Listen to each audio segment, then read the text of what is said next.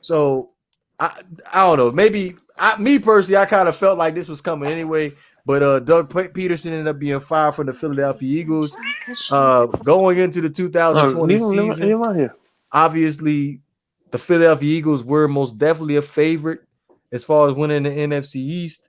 Unfortunately, they fell short. They ended up going 4-11-1. You saw the regression of Carson Wentz. You saw the second round pick, Jalen Hurts, come in, make some plays, and possibly the most controversial decision that led to Doug Peterson's firing was that Week 17 decision to let Nate Sudfeld come in the second half against the Washington football team, costing them the game and also costing the New York Giants the opportunity to make a playoff appearance this season. But 42-37-1 as a coach for coaching record for Doug Peterson and a 4-2 postseason record. Which I think, man.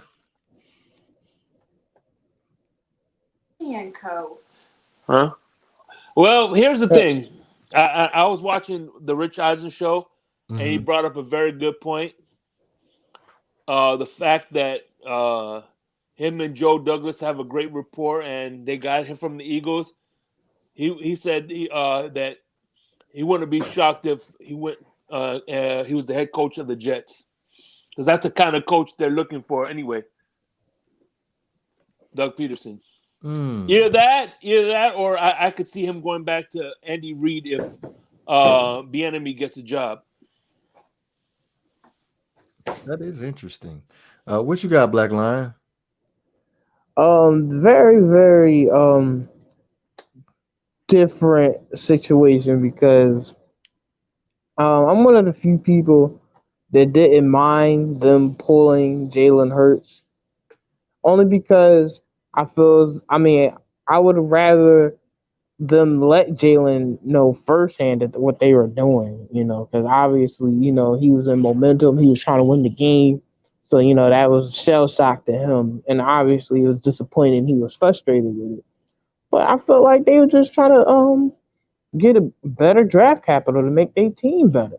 You Oh, know, hey, I mean the that Giants. sound like point shaving to me. What you think?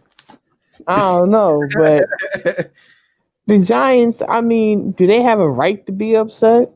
Yeah. Yeah, but I think also that upset is misplaced because no disrespect to Giants and their fans and their players, 'cause especially any professional athlete that has the skill set to pursue their dreams and make money, doing what they love. But they should have won more games, so they shouldn't have been in that situation. You feel me? I agree with you on that. I agree Yeah, I mean, 1000% with you on that. I'm so with you.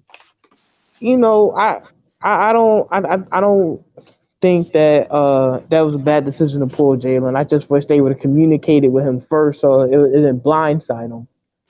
Um, as far as Doug Peterson being fired, I'm definitely shocked. Because I always thought, coaches that win a Super Bowl, they get a little like a special They get a grace. leeway. They get a Yeah, little bit of get a little bit more. What's the word? Couple more yards on their leash. You know what I'm exactly. saying? Like, cause it's such a hard thing to do. Like, I felt like he at least had like 3 more years of not making the playoffs before they start. Talking about getting rid of the coach, especially in Philly, because I don't know if you guys know this, but I go to school out here. Well, I used to go to school out here, um, in Jersey, Philly area, right? And when I tell you, when I was in my senior year of school, and I seen like people walking miles from Camden, New Jersey to Philadelphia for that Eagles parade on that bridge to celebrate that Eagles celebration. It was miles, people just walking. So they love Doug Peterson and Nick Foles out here. You feel me? So the fact that, he's not here anymore when he only had what, 2 losing seasons and brought a Super Bowl to the city, I don't know. I just think it was the wrong move. I don't know what's going on with Carson. I feel like a lot of injuries to him and the other players caught up, with him.